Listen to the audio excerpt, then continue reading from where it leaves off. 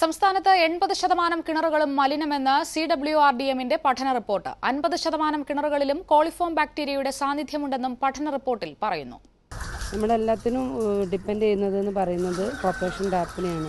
ഇപ്പോൾ കഴിഞ്ഞ 1.5 മാസത്തോളം കോർപ്പറേഷൻ ടാപ്പിലെ വെള്ളം കളറ് മാറിയിട്ടും കറുപ്പ് കളറിലും മഞ്ഞ കളറിലും ഒക്കെ വന്നിട്ട് നമുക്ക് വെള്ളത്തിന് കുടിവെള്ളക്ഷാമം അനുഭവപ്പെട്ട് 1.5 മാസത്തോളം ബുദ്ധിമുട്ടിയിരുന്നു. ഇതുപോലെ ശുദ്ധജലം കിട്ടാത്തത് മൂലം ദുരിതം അനുഭവിക്കുന്ന ആളുകളുടെ എണ്ണം കേരളത്തിൽ കൂടി വരുന്നുവെന്നാണ് ജലവിഭവ പഠന കേന്ദ്രത്തിന്റെ റിപ്പോർട്ട് വ്യക്തമാക്കുന്നത്. തുറന്നുകിടക്കുന്ന കിണറുകൾ, സെപ്റ്റിക് ടാങ്കിന്റെ സാന്നിധ്യം, സെപ്റ്റിക് ടാങ്കുകളിലെ ചോർച്ച, രാസവളം ഉപയോഗിച്ചുള്ള കൃഷി എന്നിവയാണ് ജലമലിനീകരണത്തിന്റെ പ്രധാന കാരണങ്ങൾ. മാലിന്യ സംസ്കരണത്തിനുള്ള സംവിധാനങ്ങൾ നമുക്കിപ്പോഴും ശരിക്കും പറഞ്ഞാൽ നമ്മുടെ വിചാരിച്ച രീതിയിൽ നമുക്ക് മുന്നേറാനായിട്ട് കഴിഞ്ഞിട്ടില്ല. മാലിന്യം ശരിയായിട്ട് സംസ്കരിക്കാൻ പറ്റുന്ന അറകളുള്ള സെപ്റ്റിക് ടാങ്ക് നിർമ്മിക്കുകയാണെങ്കിൽ ഇത്രയധികം മലിനീകരണം ഉണ്ടാകാനുള്ള സാധ്യത ഉണ്ടാവില്ല. പക്ഷേ ഇപ്പോൾ പലപ്പോഴും നമുക്ക് അറിയാം, നമ്മുടെ വീടുകളിൽ ഒരു സോക്കേജ് ബിറ്റ് പോലാണ് നമ്മുടെ ടാങ്കിൽ പലപ്പോഴും ഉണ്ടാകുന്നത്. പ്രകൃതി സൗഹൃദവും സയന്റിഫിക്കുമായി സ്റ്റെയിൻലെസ് സ്റ്റീലിൽ നിർമ്മിച്ച് പ്രവർത്തിച്ചു വരുന്ന ഒരു സെപ്റ്റിക് ടാങ്കിന്റെ വീഡിയോ ആണ് നിങ്ങൾ കണ്ടുകൊണ്ടിരിക്കുന്നത്. പരിസ്ഥിതി സൗഹൃദവും സയന്റിഫിക്കുമായ ഈ സ്റ്റെയിൻലെസ് സ്റ്റീൽ സെപ്റ്റിക് ടാങ്കിൽ നിന്നുള്ള ലിക്വിഡ് മാന്യൂർ ഉപയോഗിച്ച് നനച്ച പുൽവർഗ്ഗങ്ങളാണ് നിങ്ങൾ ഇപ്പോൾ വീണ്ടും കണ്ടുകൊണ്ടിരിക്കുന്നത്. നഗരങ്ങളിൽ നിന്നുള്ള ലിക്വിഡ് മാന്യൂർ ശേഖരിച്ച് സ്റ്റെറിലൈസ് ചെയ്ത് കൃഷിയിടങ്ങളിൽ എത്തിച്ചാൽ കേരളത്തിലെ കാർഷിക വളർച്ചയ്ക്ക് വൻ സഹായകരമായിരിക്കും ഈ പദ്ധതി. കേരളത്തിലെ ജനങ്ങൾക്ക് ശുദ്ധമായ കുടിവെള്ളം ലഭിക്കുവാനും കേരളത്തിലെ കുടിവെള്ള മലിനീകരണം ഒഴിവാക്കാനും കാർഷികോൽപാദനം വർദ്ധിപ്പിക്കുവാനും സയന്റിഫിക്കും പ്രകൃതി സൗഹൃദവുമായി ഡിസൈൻ ചെയ്ത ഈ സെപ്റ്റിക് ടാങ്കിന് കഴിയും. കൂടുതൽ വിവരങ്ങൾ അറിയാൻ ആഗ്രഹമുള്ളവർക്ക് ബന്ധപ്പെടാം 9447058008. കേരളത്തിലെ കൃഷിവകുപ്പ് സാക്ഷ്യപ്പെടുത്തുന്നത് പ്രകാരം മണ്ണിന്റെ ശരാശരി pH 4.5 ആണ്. കഴിഞ്ഞ ഒരു 3 ആഴ്ചയായിട്ട് നമുക്ക് കിട്ടിയ മഴ തന്നെ pH ലെവൽ ബിലോ 4.5 ആണ്.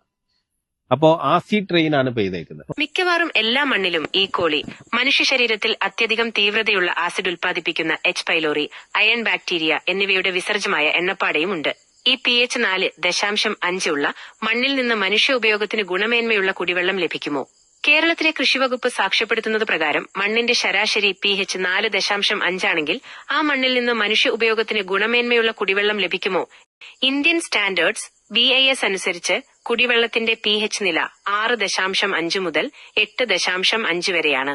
pH 4.5 എന്നത് വളരെ താഴ്ന്ന നിലയാണ്. അതായത് മണ്ണ് അമിതമായി അമ്ലഗുണമുള്ളതാണ്. അമ്ലഗുണമുള്ള വെള്ളം പൈപ്പുകളിൽ നിന്ന് ലോഹങ്ങൾ, ഉദാഹരണത്തിന് ഇരുമ്പ്, ലെഡ്, കോപ്പർ ലയിക്കാൻ സാധ്യതയുണ്ട്. ഇത് വെള്ളത്തിന് ലോഹരുചി ഉണ്ടാക്കാനും ആരോഗ്യ പ്രശ്നങ്ങൾ ഉണ്ടാക്കാനും സാധ്യതയുണ്ട്. അമിതമായി അമ്ലഗുണമുള്ള വെള്ളം കുടിക്കുന്നത് കണ്ണ്, ചർമ്മം, ശ്ലേഷ്മസ്തരം എന്നിവയ്ക്ക് അസ്വസ്ഥതകൾ ഉണ്ടാക്കാം. ബാക്ടീരിയയുടെ സാന്നിധ്യം. മണ്ണിൽ ഈ കോളി, H. പൈലോറി, ഇരുമ്പ് ബാക്ടീരിയ എന്നിവയുടെ സാന്നിധ്യം കുടിവെള്ളത്തിന്റെ ഗുണനിലവാരത്തെ കാര്യമായി ബാധിക്കും. ഈ കോളി മനുഷ്യന്റെ മലത്തിൽ കാണുന്ന ഒരുതരം ബാക്ടീരിയയാണ് ഈ കോളി. ഇത് കുടിവെള്ളത്തിൽ കാണപ്പെടുന്നത് മലം കലർന്ന മലിനീകരണത്തിന്റെ സൂചനയാണ്. ഈ കോളിയുള്ള വെള്ളം കുടിക്കുന്നത് വയറിളക്കം, ഛർദി, വയറുവേദന തുടങ്ങിയ രോഗങ്ങൾ ഉണ്ടാക്കാം. H. പൈലോറി ഈ ബാക്ടീരിയ വയറ്റിലെ അൾസർ, ഗ്യാസ്ട്രിക് ക്യാൻസർ എന്നിവയ്ക്ക് കാരണമാകാറുണ്ട്. ഇത് വെള്ളത്തിലൂടെ പകരാൻ സാധ്യതയുണ്ടെന്ന് പഠനങ്ങൾ പറയുന്നു. ഇരുമ്പ് ബാക്ടീരിയ ഈ ബാക്ടീരിയകൾ വെള്ളത്തിലെ ഇരുമ്പിനെ ഓക്സിഡൈസ് ചെയ്ത് ചെളി, നിറം, ദുർഗന്ധം എന്നിവയുണ്ടാക്കും. ഇത് വെള്ളത്തിന്റെ രുചിയെയും കാഴ്ചയെയും ബാധിക്കും. എണ്ണപ്പാടയുടെ സാന്നിധ്യം വെള്ളത്തിന്റെ ഭൗതികവും രാസപരവുമായ ഗുണങ്ങളെ മാറ്റുന്നു.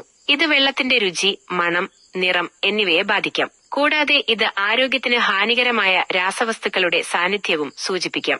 മണ്ണിന്റെ ശരാശരി pH 4.5 ഈ കോളി, H. പൈലോറി, ഇരുമ്പ് ബാക്ടീരിയ എന്നിവയുടെ വിസർജ്യമായ എണ്ണപ്പാടയും വെള്ളത്തിൽ കലർന്നിട്ടുണ്ടെങ്കിൽ ആ മണ്ണിൽ നിന്ന് നേരിട്ട് ലഭിക്കുന്ന വെള്ളം മനുഷ്യ ഉപയോഗത്തിന് ഗുണമേന്മയുള്ള കുടിവെള്ളമായിരിക്കില്ല.